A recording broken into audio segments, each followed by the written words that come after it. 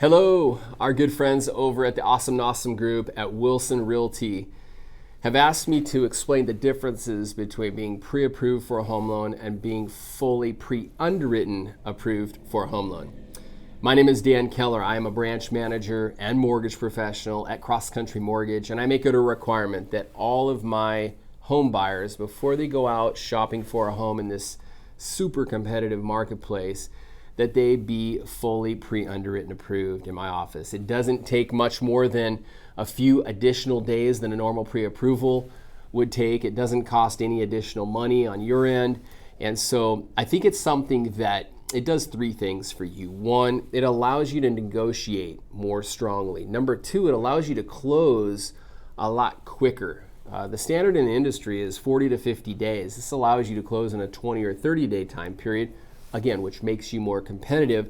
And then number three, it protects my reputation as a lender. It protects your real estate agent's reputation, which helps us both work on your behalf down the road from a negotiation standpoint. But more importantly, it protects your financial reputation, which is your earnest money. Now, being pre-approved is the standard in the mortgage industry. It has been for the last 10 to 20 years. And just because that's the way it's always been done doesn't mean that's the way that it should be done.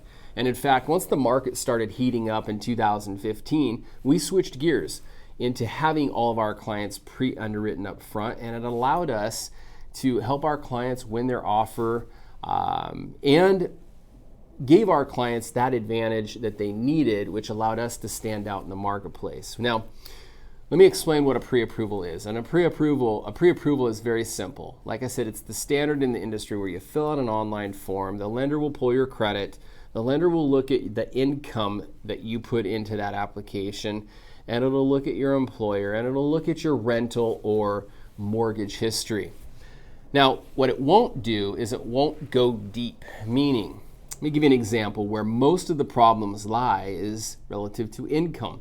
So let's say you make $150,000 a year income, but only 100 of that comes from a base salary or hourly employment.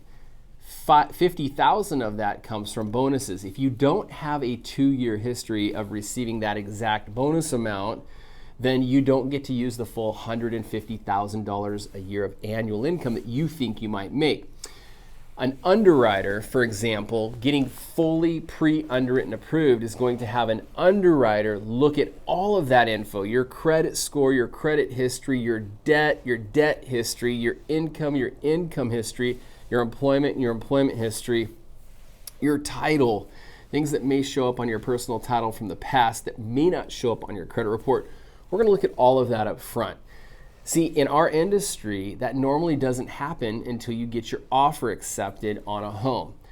Again, I think going into the underwriting process at that stage in the game, you're risking your earnest money, you're risking the closing date, and that is why Fannie Mae 2 years ago produced a study that said 68% of all home loan applicants that purchase homes, they either don't close or they close late. That's why, because the underwriting process happens too late in the ball game.